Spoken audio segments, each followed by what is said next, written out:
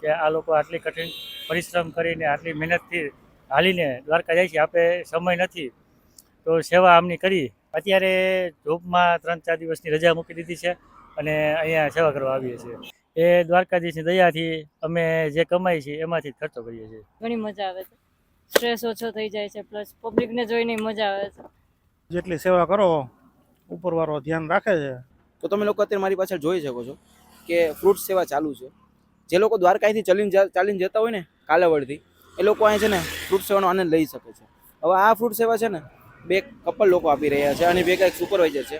એ ત્રણેય લોકો છે ને કિરેસરા ગામમાં આરોગ્ય કેન્દ્રમાં જોબ કરે છે અને પોતાની ત્યાં ફરજ બજાવે છે અને કહેવાય ને અહીં સેવા બી આપી રહ્યા છે. તો ચાલો આપણે આ લોકો પાસે જઈએ અને વાતચીત કરીએ કે આ લોકો કેટલા ટાઈમથી આ સેવા આપી રહ્યા છે અને કેવો લોકોને આનંદ મળે છે, કેવો લોકોને હરખ છે, પબ્લિક કેવો રિસ્પોન્સ મળે છે અને ઘણું બધું. પેલા તો જય દ્વારકાધીશ. જય દ્વારકાધીશ. શું નામ તમારું? મોહિત પંડ્યા. મોહિતભાઈ, તમે અહીંયા કોણ કોણ સેવા આપો છો? હું, મારા ઘરના ને મારા મામા. તમે હાલ શું જોબ કરો છો? હું પીએચઈ ખીરસરામાં સુપરવાઇઝર તરીકે જોબ કરું છું અને 15 વર્ષથી ત્યાં જોબ કરું છું. આ સેવાનું કામકાજ તમે કેટલા વર્ષથી ચાલુ કર્યું છે? 3 વર્ષથી શરૂ કર્યું છે. ત્રીજું વર્ષ છે. આ આઈડિયા કેવી રીતે આવ્યો કે મારે અને મારા ઘરને અને મારા બધા સ્ટાફને સેવા આપી છે? આપણે રોજ અહીંયા અમે નોકરી પૂરી થાય પછી ગામમાં જતા એટલે રોડ ઉપર બેસતા તો બધા પદયાત્રીઓ હાલીને જતા એટલે ત્યારે એમ લાગતું કે આ લોકો આટલી કઠિન પરિશ્રમ કરીને આટલી મહેનતથી હાલીને દ્વારકા જાય છે. આપણે સમય નથી તો સેવા આમની કરી તો દ્વારકાધીશ આપણું દર્શન સ્વીકારી લઈએ એવું મનમાં ઉત્પન્ન થયું અને દર્શને સેવા ચાલુ કરી. તમે હારવાર જોબ બી કરો છો ને સેવા બી આપો છો? અત્યારે જોબમાં 3-4 દિવસની રજા મૂકી દીધી છે અને અહીંયા સેવા કરવા આવીએ છીએ. રજા મૂકી દીધી કે ભાઈ મારે 3-4 દિવસ સેવા કરવી છે, તો આ બધું ખર્ચો ને બધું કોણ કરે છે ફ્રૂટનું બધું? એ દ્વારકાધીશની દયાથી અમે જે કમાઈ છીએ એમાંથી જ ખર્ચો કરીએ છીએ. મતલબ તમે તમારા કમાણીનો એક ભાગ આ સેવામાં અત્યારે આપો છો હાલ. અને આશરે કેટલા લોકો અહીંયા ફ્રૂટનો આનંદ લઈને જાય છે? 1500 થી 2000 માણસ તો અત્યાર સુધીમાં જતું રહ્યું છે લાભ લઈને. હજી જેટલા પદયાત્રીઓ આવશે કે રાતના સમયે અમે ઊભા નથી રહેતા એટલે રાતના સમયે ઘણું પબ્લિક જતું રહે છે પદયાત્રી, પણ દિવસ દરમિયાન તડકામાં જેટલા ચાલીને જાય છે એ બધા લાભ લે છે. ફ્રૂટ છે બીજું અહીં શું શું અવેલેબલ હોય છે? શરબત છે, આંબીલા છે, ચોકલેટ છે, પીપર છે અને પાણી છે. બીજું કંઈક લોકોને દવા બાબતનું કંઈક હોય તો તમે એવી મેડિસિન છે અવેલેબલ? હા, કોઈને કાંઈ તકલીફ હોય, પગને ચાલવામાં દુખાવા થતા હોય અથવા મસાજની જરૂર હોય તો એની સુવિધા ઉપલબ્ધ છે. અત્યારે ફ્રૂટમાં આપણે તરબૂચ છે, તરબૂચ રાખેલું છે. જો તમે જોઈ શકો છો કે ભાઈ જો અહીંયા બધું ફ્રૂટ ઢાકેલું છે અને આ બધી ફ્રૂટની ડીશ છે. કે પદયાત્રીઓ આવશે ને એટલે ફ્રૂટની ડીશ એ લોકોને છે ને ભાઈ પીરસવામાં આવશે. અને ભાઈ પરાણે કે તમે લઈને જાઓ, તમે ખાઈને જ જાઓ, તમે સેવાનો આનંદ લઈને જાઓ. અને ખરેખર એ લોકો તડકામાં આવતા હોય હાલીને, તો આપણે લોકોની સેવા કરી આપણી ફરજ છે. ચાલો આપણે અંદર જાઉં તમને અંદર ફ્રૂટનું કટિંગ બતાવું. આ છે ને બધું બેસવાનું આયોજન કરવામાં આવ્યું છે, તમે જોઈ શકો છો. અને આખી વાડી છે કે જ્યાં છે ને ભાઈ મસ્ત બધું ફ્રૂટ કટ થાય ફ્રેશ, કેમ કે મને વાડીનો વ્યૂ બહુ જોરદાર ગમ્યો. તો તમે જોઈ શકો છો કે અહીંયા છે ને ભાઈ મસ્ત છે ને તરબૂચ કટ થાય છે. ચાલો આપણે આ લોકો સાથે વાતચીત કરીએ. પેલા તો જય દ્વારકાધીશ બેન. જય દ્વારકાધીશ ભાઈ. શું નામ તમારું? ગોસાઈ શ્વેતા. બેન, તમે આ સેવા આપી રહ્યા છો, તમે તમારા હસબન્ડ અને આ ભાઈ, તો એ કેટલા ટાઈમથી સેવા આપી રહ્યો છો? તમને કેવો આનંદ મળે છે? અને આ બધું તમને આઈડિયા ક્યાંથી આવ્યો કે મારે આ સેવા આપી છે પદયાત્રીઓને? કેટલા પદયાત્રીઓ અહીંથી જાય છે? લગભગ 2 થી 3 વર્ષ છે અને અમારા હસબન્ડને ઘણો શોખ છે આનો.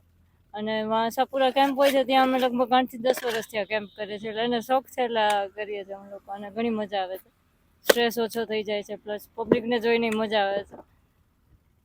અને કેટલા દિવસ સુધી આ ફ્રૂટ કેમ્પ ચાલુ હોય છે? જ્યાં સુધી આગળના કેમ્પમાંથી એવું ખબર પડે કે હવે પબ્લિક ઓછી થઈ ગઈ છે એટલા દિવસ કન્ટિન્યુ કરે છે, મેક્સિમમ 3 થી 4 દિવસ. અને રોજ કેટલું ફ્રૂટ કેટલા આવે છે અને શું શું ફ્રૂટમાં હોય છે? પાઇનેપલ ને તરબૂચ અત્યારે, પ્લસ કોલ્ડ ડ્રિંક્સ હોય છે અને ચોકલેટ્સ ને એવું બધું. બસ સરસ લ્યો. તો તમે કેટલા લોકો અત્યારે હાલમાં કેટલા લોકો? તમે અત્યારે 3 અવેલેબલ છો, બીજા બધા કેટલા લોકો છે અત્યારે હાલમાં? બીજા બધા જે છોકરાઓ આવે છે 7 થી 8 છોકરા હોય છે, એ આમ ટાઈમ ટુ ટાઈમ ફ્રી થતા જાય, જમવા જતા હોય એવી રીતે આવે છે ઘણા બધા. આમ લોકો 3-4 તો કન્ટિન્યુ. તમારા હસબન્ડે કીધું કે તમે અત્યારે જોબના થોડુંક રજા ઉપર મૂકી દીધી છે, મતલબ તમે રજા લઈને 3-4 દિવસ સેવા કરવા આવ્યો છો, તો તમને કેવું ફીલ થાય છે કે ભાઈ મારે ભલે 2-3 દિવસ રજા મૂકવાની થાય તો મૂકી દેવી છે? આરામથી. મજા જ અલગ હોય છે, એક તો જોબનો સ્ટ્રેસ ના હોય, પ્લસ રિલેક્સ ફીલ કરીએ ઘણું. તો ભાઈ આ લોકોનું એવું કેવું છે કે હજી ભાઈ 2-3 દિવસ વધારે કેમ્પ હાલે ને તો મને કઈ ના નથી ભાઈ, અમારે છે ને ભાઈ હજી સેવા કરવી છે, રજા મૂકવાનું થાય ને તો મૂકી દેવું. સરસ. આ ભાઈ ત્યાંના સુપરવાઇઝર છે, ચાલો આપણે એની સાથે વાતચીત કરીએ. તો જય દ્વારકાધીશ. જય દ્વારકાધીશ. હા, અહીંયા ગોઠવી છે અને સેવા કરી છે, આપણને આનંદ મળે છે. જેટલી સેવા કરો ઉપરવાળો ધ્યાન રાખે છે અને એ પ્રમાણે આપણે હાલી છે. આમાં કોઈ જાતનું લઈ લેવાનું, લૂંટી લેવાનું આપણને મળે તો જ આપણે કરીએ એવું નથી. આ નિસ્વાર્થ ભાવે સેવા છે અને એનું ફળ સદાય કુદરત છે ને ધ્યાનમાં રાખીને આપતું હોય છે. તો તમને આ બધું પતી જાય પછી તમે દ્વારકા જાવ છો દર્શન કરવા માટે? હા, અમારી રીતે અમે જાય, અમે તો ચાલીને નથી જઈ શકતા, પણ જે પદયાત્રી છે એની સેવા કરવાનો અમને અનેરો આનંદ મળે છે. એ સાક્ષાત અહીંયા દ્વારકાધીશ અહીંયા હાજર જ છે એવું માની અને અમે સેવા કરીએ છીએ. તમારું શું કેવું છે કે હજી તમારે કેટલા વર્ષ સુધી આ સેવાનો આ લાભ દેવો છે પબ્લિકને એમ તમારી તેમ? બસ જેટલા હાથ પગ હાલશે ત્યાં સુધી કરશો, પછી જેવી ઉપરવાળાની ઈચ્છા. તો તમે જોયું કે અહીંયા છે ને ભાઈ મસ્ત કહેવાય ને ભાઈ ફ્રૂટ બધું કટિંગ થાય છે અને આ લોકો ભાઈ કહેવાય ને કે અમારથી થાય ત્યાં સુધી મારે સેવા આપવી છે અને ભાઈ લોકોને ખુશ રાખવા છે અને પદયાત્રીઓ ક્યારે હેરાન ના થાય ને એવી રીતના કરવું છે. તો તમે જોયું આ બધું તમે જોઈ શકો છો છે ને, આમ જો બધા આરામથી બેઠા છે ને હવે બધા જવા રહેવાના થઈ રહ્યા છે. તમે જો ફ્રૂટની ડીશ બધાને આપીને જો ભાઈ પબ્લિક ફ્રૂટનો આનંદ લઈને જઈ રહી છે.